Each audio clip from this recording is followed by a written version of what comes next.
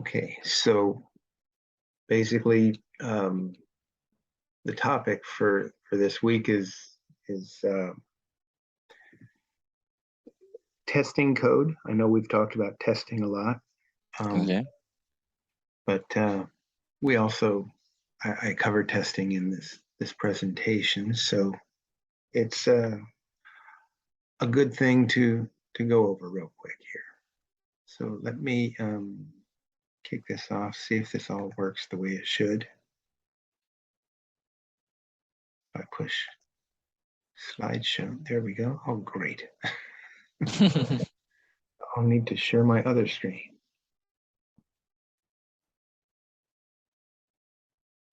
There. Can you see that? Yeah. That looks correct this time? Okay. So so today we're going to talk about refactoring and about how and when to refactor Java code. Okay. Okay. Basically, there's two different times when we would need to refactor. You're going to be doing TDD, and another time is when you're doing maintenance. Either you're doing new development or you're working on old application. I know that's a great insight, but well, that's when we do refactoring. Now, when we're doing test-driven development, um, I want to give an example of what this looks like. So so I have a specification here. I need to add support for a new order. So let's just Okay. I'm creating this online store, and I need to go and create all the objects to make that happen. And I start with a test, because that's what we do with TDD, right? We start with a test. Yes. So we'll say invoice has correct data when customer buys product. That's a very poor test name, but we'll ignore that for now. So we have a product that everyone needs. We've got a shop and a customer and order. So we go ahead and we run that test, and it fails. Okay. Well, that's good. That's what it's supposed to do. Yeah. Start with a failing test, right? And we find we need to create a product and a shop and a customer, an order and an invoice. The code is in the slides because I've been burned by doing live coding before, and so we're going to just go over this. All right. So let's start creating these products to get the test to pass here. Okay. So first, the product, our classes. So basically, we'll go in and we've got a shop here with customers and vendors and invoices and all this. They're related in that the shop has customers, and it has invoices. The customer creates. It has its own data, plus it also has orders. The order has a product, which is here, and a quantity. The invoice has a customer and a list of orders that customer has made. So, those are the objects that we very quickly put together. And so we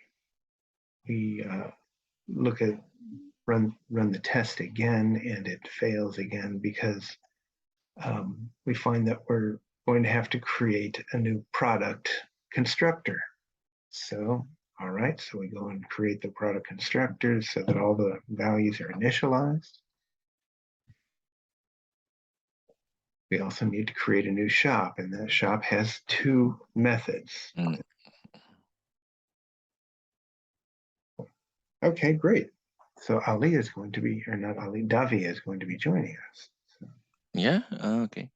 man, that's dedication. Dude just arrived in Germany. Hey.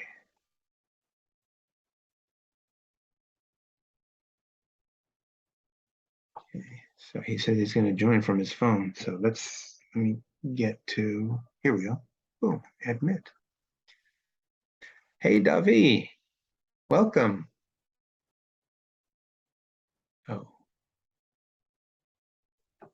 You there?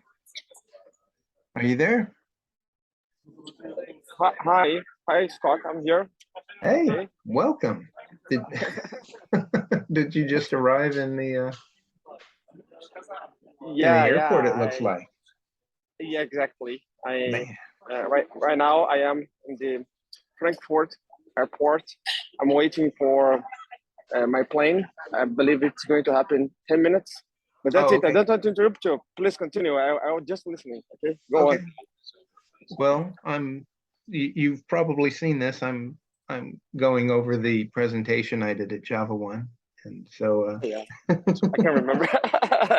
This slide's not unfamiliar. I have seen that before. Yes. Nice. Yes. Okay. Well, great. Well, I'll quickly introduce you to Bruno, who is here today. Bruno Diaz is one of our other mentees here. So he's from Brazil as well, but he's working in Canada. Nice to meet you, Bruno. Hi, David. Nice to meet you, man. So nice to meet you. It's good to make new friends.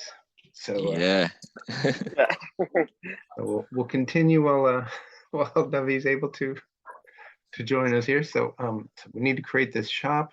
It's got this initiate purchase method call, and we need to create the get invoice method call. So great, we'll go ahead and do that. We create these functions. They do very simple things. It goes in to create a purchase. We're going to create a new order, and we're going to add that order to an invoice, and then we're going to have a function to return that invoice. All right. And well, of course, to create that purchase, we got to create an order. The order is going to need, a new constructor. So there's our constructor for the order. We got to create a product and a quantity. Okay. Yeah. And then we have our new invoice. So an invoice is going to associate a customer with a list of orders. So we'll do that very quickly. So of course, that means we're going to have to create an invoice constructor. So here's our constructor to customer in our list of invoices. And so now we have our test, we run it, and boom, it completes and successfully. Life is good. So we've gone to red and green, and so it works. So we move on, right? Right. Not what we do. We write our failing test, we make the test pass, and then there's, of course, the refactor step right there. Do not forget that. That's, a lot of people don't do that, and I think it's because they don't understand what it looks like. So I'm going to show you quickly how it looks like. So let's look at the code here. We've got this product, and here's the little code smell. It's got a really long parameter list on it. I'm not sure exactly what we should do about that, because we might go and IntelliJ has this replace the constructor with a builder so that we can break it up, make it a little more readable. Might do that, but we're still just writing this, so this has a good chance of changing a lot anyway. So I'll just make a note that that's going to be a problem, and we'll come back to that. And then another thing we're going to notice here is in this initiate purchase function, we create a new invoice, and we pass in an array list, but there's only a single entry. So that seems kind of odd, but in looking at the invoice, yeah, it does. We associate a list of orders with a customer, so that's something that's a little odd and weird. We might create a constructor that takes a single order or something, but again, we'll just make a note that this is a problem, and we'll come back to it as we'll probably have to create a test to describe what we really need to do on that. And and then we've got a customer here in our test. We go and create a product so that it's uniquely defined, but we don't have a uniquely defined customer. We just create a default customer with no parameters. So why don't we create a constructor for the customer too, so that when we're checking it out, we can have it uniquely defined. So right now, this is all the stuff we have in a customer. We'll go ahead and create, the new customer with the parameters. And so we'll add the constructor there and we're good to go. And we run that and we have still a green test. Now, one thing you may notice is that in this refactor step, we did not change the code, the production code. What we changed was the test. The test is the only thing that we refactored. Well, I guess we did refactor the customer, but this refactor step here is just as important to refactor the test as it is to refactor the code. So so we need to keep that in mind. I wanted to go through this because I think that a lot of people don't do that refactoring step, and I think a lot of it's because they're not exactly sure when to do that or what that would look like. So so this refactoring thing looks pretty cool. Let's just refactor everything. Oh, that if you're going to be doing that, that may not be prudent, but there are some tools to help you decide where to begin if you do need to do a bunch of refactoring. There's this code code scene. Code scene is written by the guy who wrote the book Your Code as a Crime Scene. It's a pretty interesting tool, but those are all tools that you pay for, and you pay for consulting as well to figure out how to implement them, because it can be kind of complex. There's another tool that was written by the leader of the Houston Java user group, Jim Bethencourt, called Refactor First, and it's free as in beer and open source out on GitHub, and it's pretty cool. It generates a report like this that shows the size of the methods that you're working on and the colors. So it basically has a scale of how likely a piece of whatever a class file is to be changed, and how much effort based on various heuristics it would be to make changes to that code. And so you'll be able to say, okay, this is where I need to look for the things that I want to change. And so it goes and weights it and everything. So you can have a pretty nice idea of where you should start working changing code. If you don't want to go and set up a bunch of things, you can get a quick thumbnail idea of where you should start by just looking through your Git repository and finding your most changed files. And so what you can do is Google Git most changed files. Now, alternatively, you can remember this and type it in, but I just Google that because then I can copy and paste it in. And this will go and list the 10 most changed files in your Git repository. And if you've just by looking at the files that are changed the most, that will probably give you a good idea of, these are the files that are changed the most. Therefore, they're probably the ones that need the most work. So we could probably break them up or, clean them up some. And that would be a good place to start in digging through your low-hanging fruit. Okay. Now, in the Java keynote on Tuesday, there was Olivier, who was the CEO of SonarSource.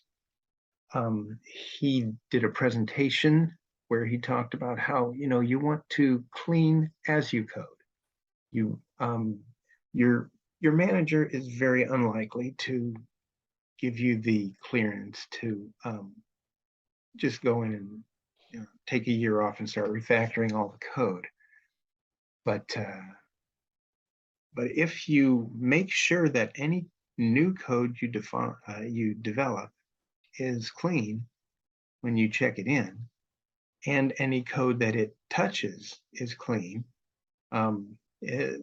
In his research, he said about 20% of any given code base will be modified or created in a given year.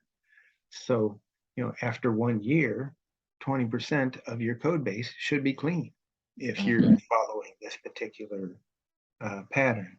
After 2 years, you could have as much as 35% clean. After 5 years, you can get up to 50% of your code cleaned by just cleaning it step by step as you go along. And that's pretty darn amazing. That's not dedicating, your whole team's effort to focusing on cleaning the code. So I was really impressed by this. I thought this made a lot of sense. And that sort of goes along with the Boy Scouts rule of camping: always leave the campsite cleaner than you found it. So, always leave your code base cleaner than you found it. So that way you're modifying the code that you're going to be, or you've cleaned the code that you're going to be working with. I know I've talked to you before about approval tests. Have I done a demonstration of approval tests to you? Have you seen this? Yeah. Okay. All right. So basically, I wanted to show an example of how to add tests to effectively untestable code. Our resource for working with this is Michael Feathers, Working Effectively with Legacy Code. In that book, he talks about doing characterization tests, where if there's code that you need to modify or refactor or add functionality to some that you first want to make sure that you have tests around that code to make sure that any changes you make are not going to break anything. So so what I will do here is I will nope. I want to stop doing this here. There. That's what I want to do. All right. So I will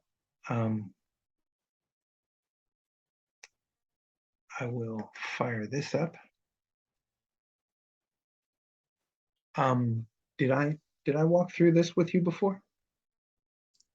No. Okay. So so this is basically a game that's out there somewhere. This was from a code retreat program. So basically, there's this game that this function, it runs a game, and it it prints out its progress as you go through, which is very convenient. And then it has a runner that goes and generates a random roll every time for all the different players to basically exercise the game. And it actually has a test, which is completely useless. And this is probably similar to most tests that you'll find in your legacy code. Yeah.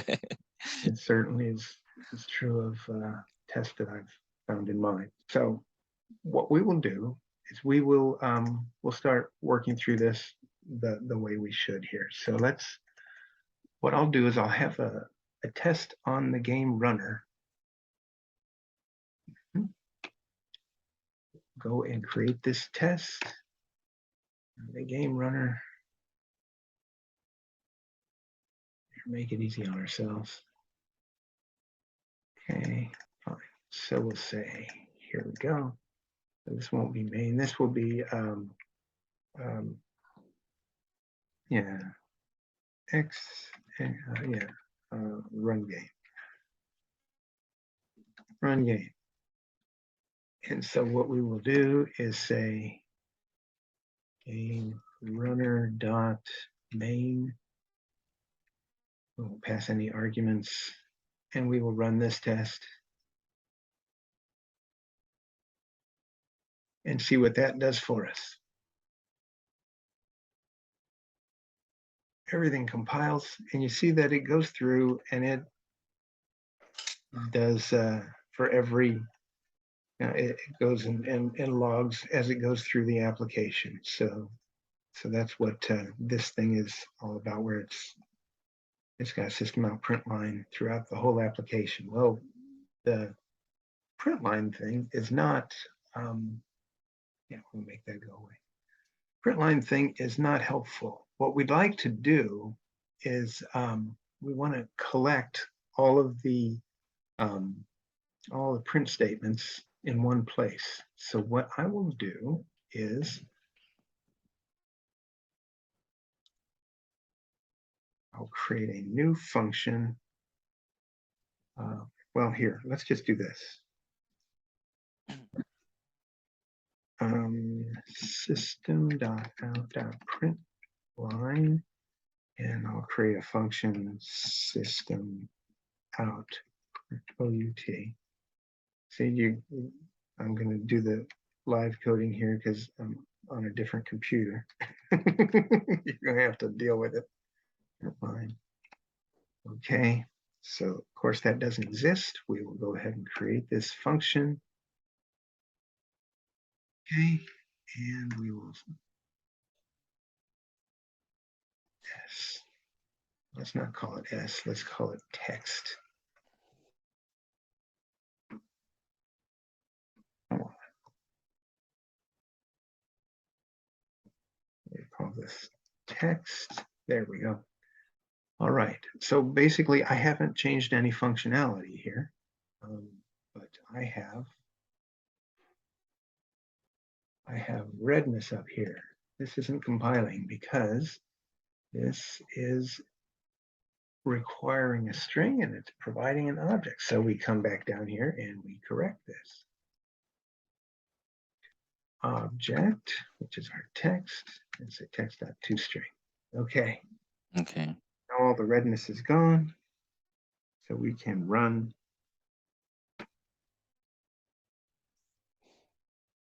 Okay, what happened there?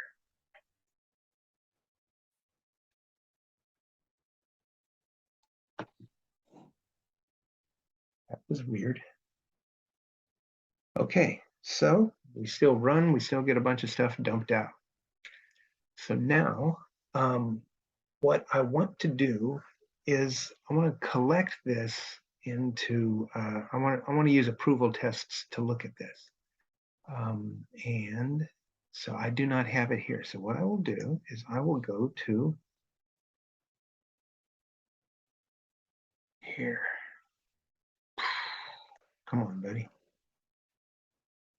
I'll go to ApprovalTests. And watch. I only have to type A because I go there often. I go to the Java version of ApprovalTests and see that it's got the Maven dependency defined for us. That's kept updated. We're at version 18.5. So there we go. We go here. Put it in there. Let's make it look pretty. And then we'll update our Maven.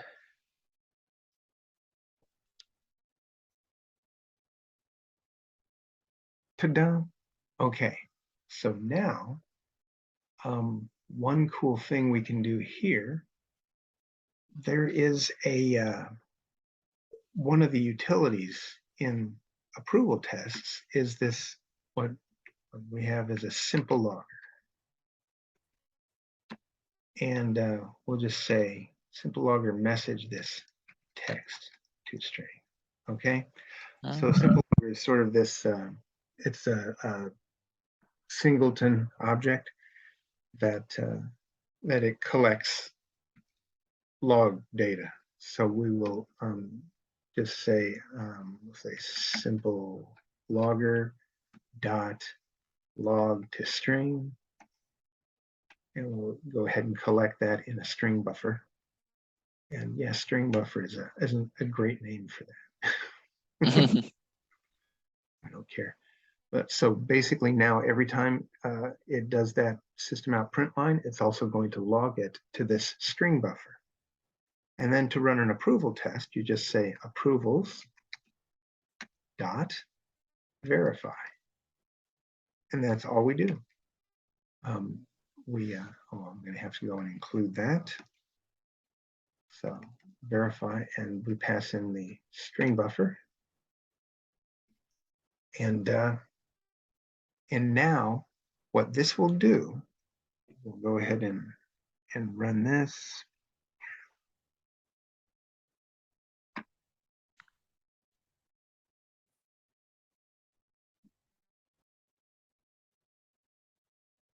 Build it, run it. And you didn't see that, but it went and threw up the my diff tool. It says, okay, I have a received file and an approved file, and the received file doesn't match the approved file. So what we'll do is we will go ahead and move everything over to the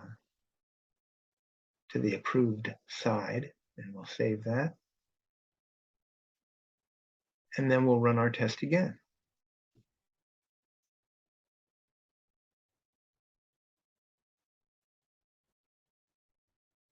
So what it does is it shows us that things have changed between this run and the last run. So what would have changed? Well, it looks like we rolled a 2 here and we rolled a 5 here. So probably this place in the game runner where we have a random value is our problem. So what we want to do is lock this down. So here's our trick for locking this down. We'll take the game part here. Yeah, or we'll take all the code here. We'll create a new function, and did this before. ESVM. Boom. I'll create a function very creatively called main2. Except I have to type the 2. There we go. And I will paste everything in there. Except what I'm going to do is I'm going to take out this random. And I'm going to pass that in as a parameter. Random brand. There we go. I'll get rid of this because I didn't mean to have that there. Okay.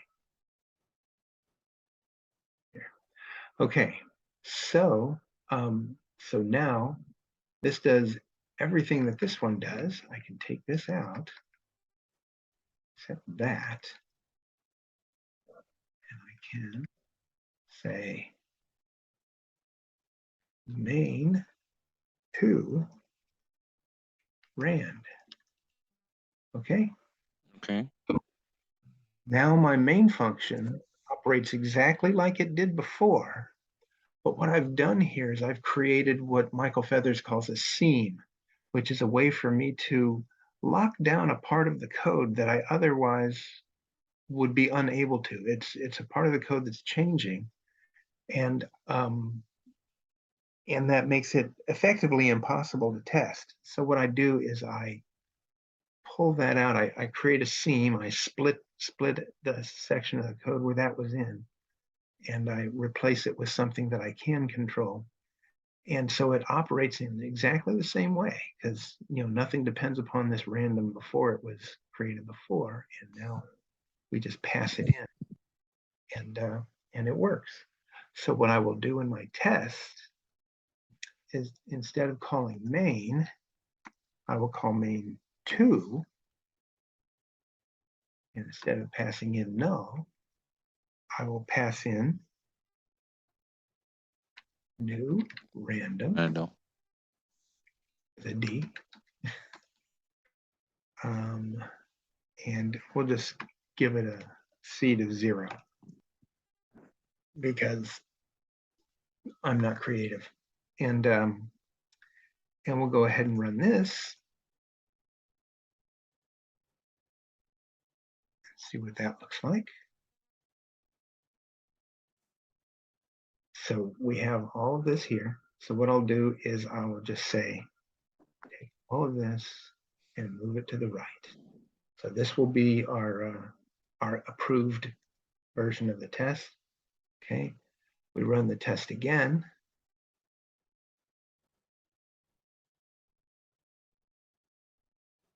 And sure enough, it's green now. It's green because the print statements that it had before match the print statements we have now, so it doesn't bring up the diff tool. So everything works very well. So now I'm able to go into this game function. Well, actually, the one thing we need to do is we need to do code coverage on this. Make sure that we've touched every point in the function. We can look in here, and yeah, in game runner, I'm not interested in game runner all that much. What I am interested in is game. So we'll just go in here and we'll edit the configurations of the game runner test, and we will add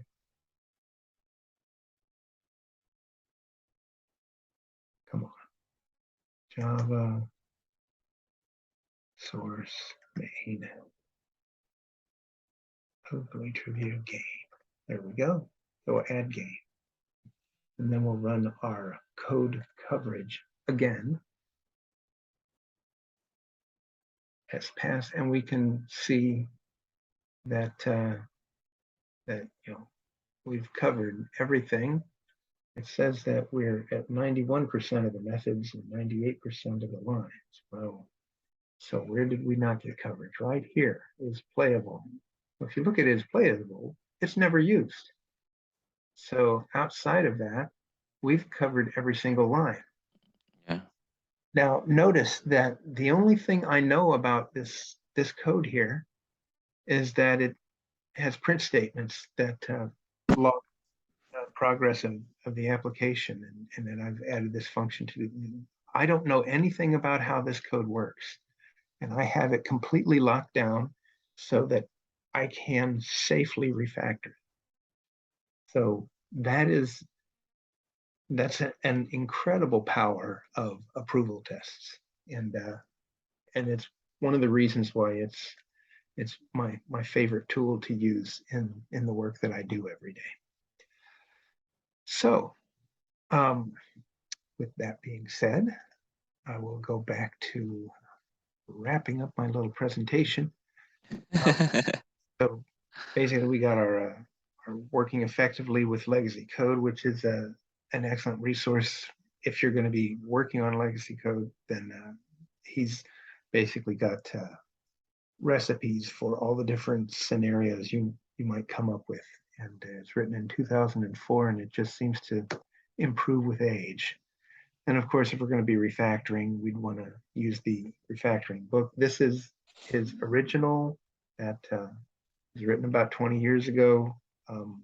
Most of the, well, not most, a lot of the refactorings that he described in here were added to your IDE so that they're automated now, and that's pretty handy. This book is based on Java. He's rewritten it to use JavaScript.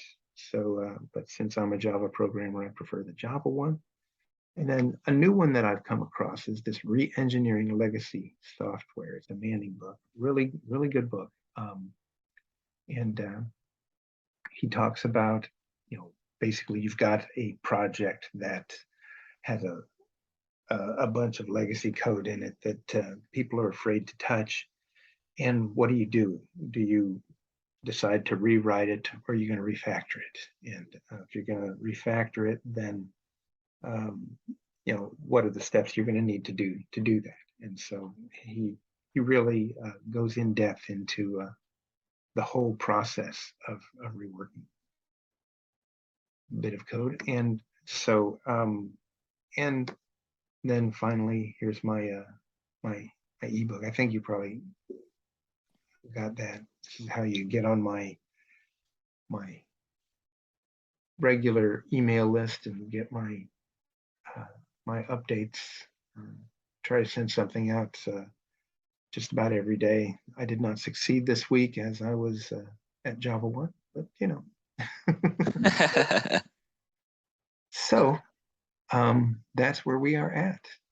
And that's what I have. Any questions or comments about what I showed you here?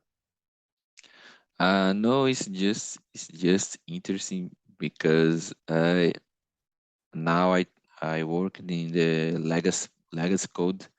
Yeah. And how I say in the beginning, I worked this week in the production problem, and I make the fix, but I need to show my point for the fix, so I need to create the new test, the new uh, uh, the new test to show my point of view to Right.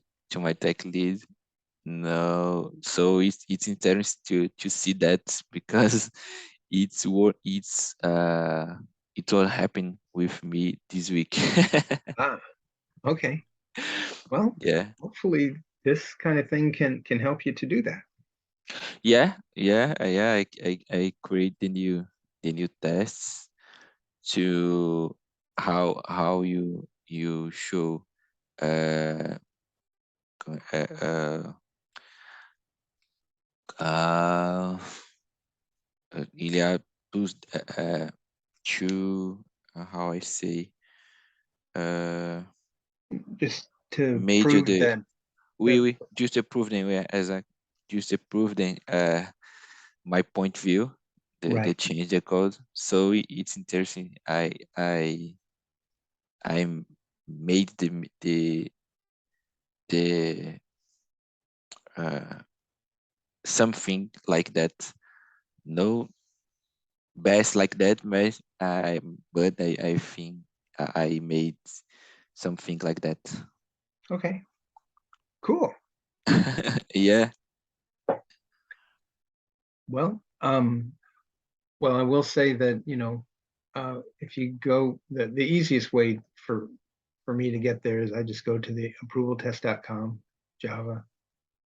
It's got, we're working on the documentation. It's much better than it used to be. I will take credit for that. But if you want to learn about things like the utilities that are associated with it, like the simple logger, that these are all described in here. And yeah, it's and then there's various ways to call approval tests. See, you've got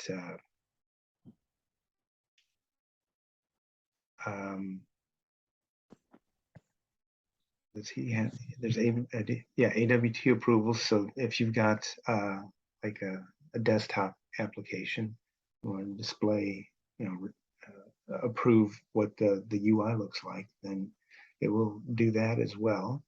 The verify API is pretty cool. There's you can verify all kinds of objects or collections. You can verify each file in a directory. You can verify that it throws an exception. You can verify HTML or XML. You can verify a sequence. You can do combination approvals, so it will generate the parameters if you pass in an array of parameters, it will go and create a combination of all the different parameters for doing code coverage and best covering pairs. So it will also find which pairs of parameters or I guess tend to get you the best code coverage. You can, if you don't have string output, then you can verify as JSON and it will go and do a reflection on those objects and turn that into a JSON file. So you can, make sure that the contents of an object are what they should be. And even velocity approval. So, I mean, if you're using velocity to do stuff. So he's been working on this for 15 years or so. It's pretty complete. I will work with the approval tests in my personal jobs. Okay. And I will talk about my tech lead to use in the our projects. Okay. But it's a bank, so I think it's a little hard to use, but I will try because Right. well, bank it's a little bit problematic to approve other tools. You're right. Okay. But I will try because I saw it's very useful how you show it's approval to verify to most things. Right. And that I use that shows that's thing. The rest time whether it's Scott and Bruno, I would like to give my remarks because I have to leave because my plane is about to departure, right? So Okay.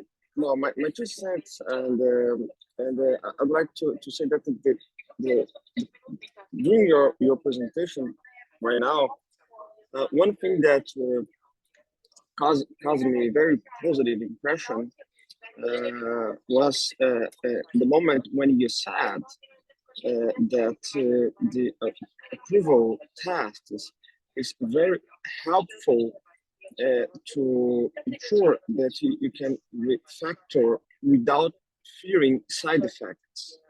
When you were explaining the game application and when you were describing showing the deadlines and all that stuff, and then you said, "Hey, what I think really cool is that I can go."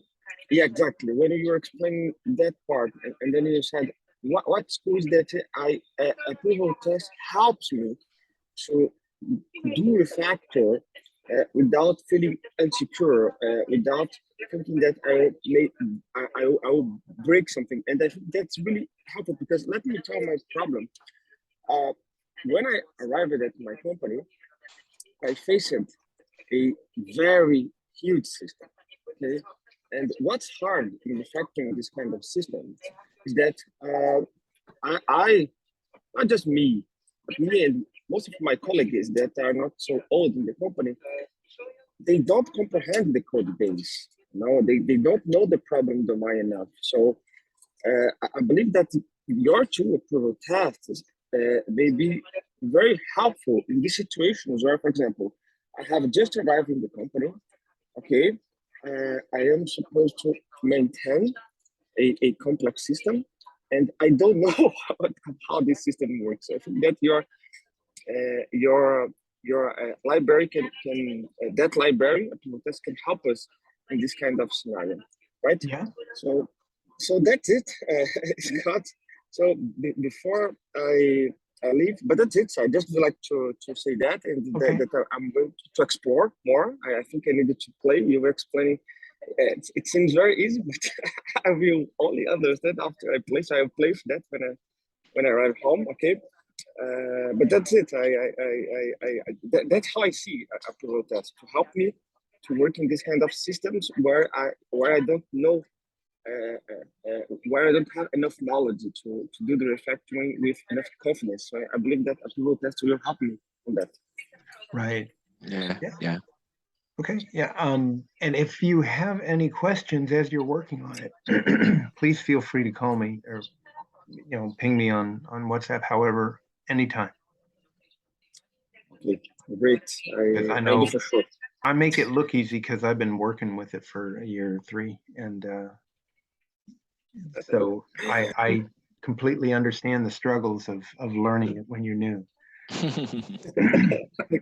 the That's thing is, right? Okay, well, please thanks. go on. I can listen a little bit more. Okay. So the thing is that if you're not able to use approval test, you would just have to do an assert for all of this. You could stick this into a string buffer and then create an assertion for that. It's just approval test makes it really quick and easy to do all that, and it gives you this logger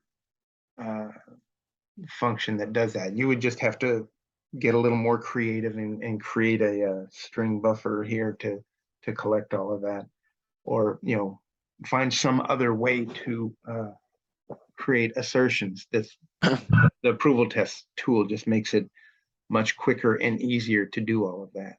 Yeah, yeah, yeah. It's like David say, it's very useful. It's very mostly when you work in the legacy code. Mm-hmm. And Yeah. Amazing, guys. I have to leave. Okay. Okay. Thank you. Thank you Thanks, so much, Avi. Bruno and Scott, for this very exciting moment. Although I have seen this lecture on JavaOne, I believe that by having the opportunity to see you again, Scott, explaining in much more detail and more calm, because I know that on the conference, sometimes we need to do that in a hurry. So I can see that now we can go calmly, we can ask questions. So for me, it was a second opportunity to learn more about this opportunity. So thank you so much, Scott. Thank Sure you, thing. Bruno. It's a pleasure to meet you, and yeah, see you soon. Okay. yeah, pleasure to meet you, and good travel. Okay. Thank you so much. Yeah, safe travels. We'll talk to you next week. Okay. Thank you. Have a nice weekend. Bye bye. Okay, thanks. Okay, bye. And so you can also use this if you're doing TDD. Again, it's just you can create little assertions along the way, or you just have approval tests sort of collect all the things that you do. I find that a lot of times, especially if I'm doing TDD, that the regular JUnit assertions are sufficient. I don't need to use approval tests in that case because I'm taking very small steps. Okay. But sometimes I need to know what's the status of an object that I've changed, and rather than go and dig through the object and assert all the different values that could have changed and all the values that should have stayed the same, I can just do a quick JSON approvals and I'm on my way. No, it's like David said it's very useful. It's very useful. Mhm. So I will work more in the approved tests, Okay. dig more, because I see it's a very useful tools. Okay. Excellent. All right. Well, we've reached our time, and I know that you need to rest, and so I will go ahead and leave it there. Again, if you have any questions or concerns during the week, feel Okay. free to reach out. I'm happy to talk with you. Okay. No, I know. All right. Well, I hope you're feeling better, and we'll talk to you next week. Right? Okay, okay. Again, thank you very much. It's very interesting. All right, great. I'm glad it helped. Okay.